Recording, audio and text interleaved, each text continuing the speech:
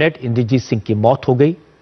हमारी कोशिश यह है कि उनकी ये आवाज, उनकी ये दर्द भरी आवाज, उनकी ये गुहार कम से कम उन लोग तक पहुंचे जो सत्ता में ऊंची ऊंची कुर्सियों पर बैठे हैं। ये जाबाज अधिकारी तो हमारे बीच में नहीं है। डिप्टी कमांडेंट इंद्रजीत सिंह की मौत हम सब के लिए सबक है, शर्म की बात है, पूरे सिस्टम पर तमाचा है। हमारे नेता चुनावी भाषणों में जवानों की तारीफ कर रहे हैं, उनके साहस को सलाम कर रहे हैं, लेकिन यह सब किस काम का? जब तक हमारा सिस्टम नक्सलियों से लड़ने वाले जवानों की मदद नहीं कर सकता, घायल होने पर उन्हें तुरंत हॉस्पिटल नहीं पहुंचा सकता, वक्त पर उनकी मदद नहीं कर सकता, उनकी जान नहीं बचा सकता, हमें क्या हक है हम उसे कहें कि अपनी जान पर खेलो, नक्सलियों का मुकाबला करो और जान की बाजी लगाकर लोकतंत्र की रक्षा करो। हमारा वादा है शहीद डिप्टी कमांडेंट से, इंद्रजीत से, उनके परिवार से, उनका दर्द, उनकी गुहार, उनकी तकलीफ हम जरूर सत्ता के गलियारों तक पहुंचाएंगे। हमारी श्रद्धांजलि। एक बार फिर चलते राजनीतिक खबरों की तरफ। आज शरद पवार ने पहली बार राज ठाकरे और उद्धव ठाकरे के बीच की दीवार के बारे में बात की। उन्होंने राज और उद्धव की सियासत पर कई सारी इंटरेस्टिंग बातें बताई। अब तक राज ठाकरे को लेकर कई तरह के स्पेकुलेशन होते रहे हैं। राज ठाकरे एनडीए में नहीं है, लेकिन मोदी को प्रधानमंत्री बनाने की बात करते हैं। उद्धव ठाकरे किसी भी कीमत पर राज ठाकरे को स्वीकार नहीं करते। हम आपको सुनवाते हैं दो भाइयों के बीच तकरार और उसमें कैसे कूदे पवार। उद्धव ठाकरे की पूरी नाराजगी दो ही व्यक्ति पर दिखाई दे रही है, खास करके शरद पवार पर। वो जब भी कोई भाषण देते हैं उनका यही कहना होता है कि शरद पवार ने जानबूझकर राज ठाकरे को ऐसी जगह पर सीटें उम्मीदवार खड़ा करने के लिए कहा है जहां पर शिवसेना मजबूत है। एनसीपी और शिवसेना की फाइट में एमएनएस एनसीपी को बेनिफिट पहुंचा रही है और 10 से 12 सीटों का उन्होंने नाम गिनाया है और बहुत सारी ऐसी एलिगेशंस आप पर वो लगातार लगा रहे हैं। नहीं, वो कुछ भी कह सकते हैं। लास्ट इलेक्शन में भी हमने उनका डिफीट किया। इनके हाथ में 1999 में हुकूमत थी। इसके बाद 3 इलेक्शन हो गए।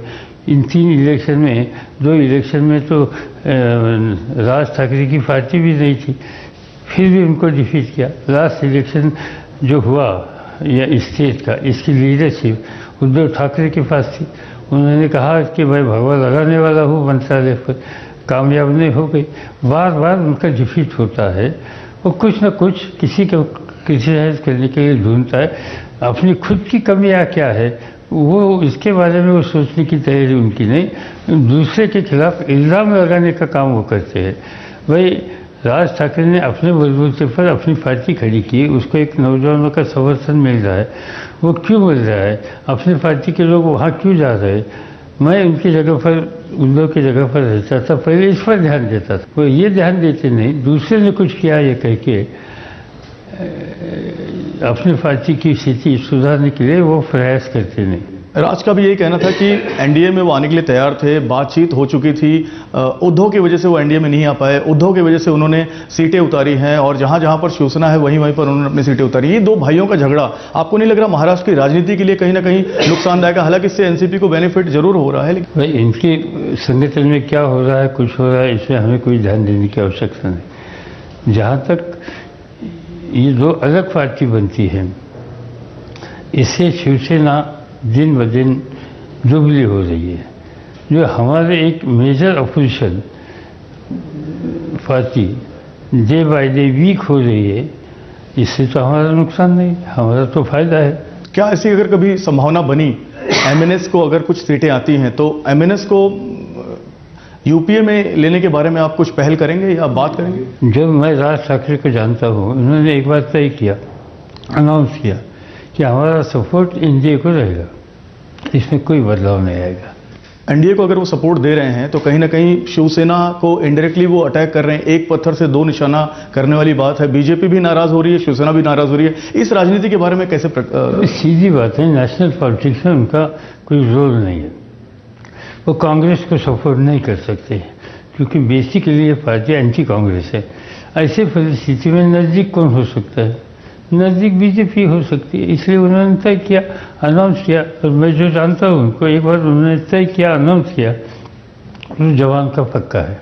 सर एक आखिरी सवाल मेरा सवाल ये कि बहुत इमोशनल अपील राज ठाकरे ने डोंबिवली की रैली में की। उन्होंने कहा कि बाला साहेब को मैं चिकन सूप भेजता था और वहां पर वो चिकन सूप खाते थे, उनको तले हुए वड़े दिए जा रहे थे जिसको देखकर मुझे दुख होता था और मुझे कहा जा रहा है कि मैंने पीठ में खंजर घोंपा। ये जो पारिवारिक विवाद है ठाकरे परिवार का, आपके बहुत अच्छे मित्र थे बाला साहब ठाकरे, ये जो इस गति पर आ गया है इसको देखकर कैसा लगता है आपको ये सारी बातें? नहीं भाई, ये घर में सेकंड जनरेशन में अच्छे रिश्ते रहते थे तो हमें खुशी होती थी, मगर ये देखना होगा कि अच्छे रिश्ते खराब करने के लिए कौन जिम्मेदार है, इसकी जांच होनी चाहिए।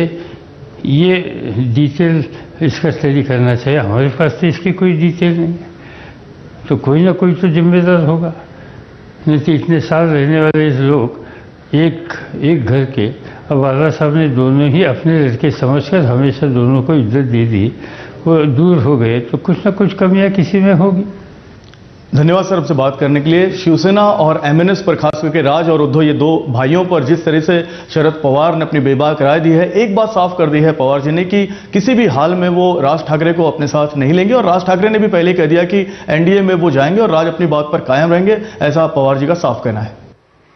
जयप्रकाश, हमारे संवाददाता बात कर रहे थे शरद पवार से ऐसे सब्जेक्ट पर जिसके बारे में बहुत उत्सुकता हमेशा रहती है राज ठाकरे और उद्धव ठाकरे के संबंधों में, और शरद पवार ने भी जयप्रकाश से बड़े खुलकर बात की। असल में राज ठाकरे ने महाराष्ट्र की राजनीति में एक तूफान खड़ा किया है। उनका पहला उद्देश्य है उद्धव ठाकरे की शिवसेना को नुकसान पहुंचाना, और इसके लिए वो दो काम कर रहे हैं। एक, बार बार बाल ठाकरे से अपने इमोशनल रिश्तों की चर्चा करते हैं, और दूसरा, नरेंद्र मोदी की तारीफ करके उन्हें प्रधानमंत्री बनाने की बात करते हैं। ये दोनों बातें उद्धव ठाकरे को परेशान करती हैं, उन्हें चिढ़ाती हैं, और वो तिल मिलाकर हर रोज सामना में राज ठाकरे के बारे में कड़वी बातें लिखते हैं। राहुल गांधी ने आज नरेंद्र मोदी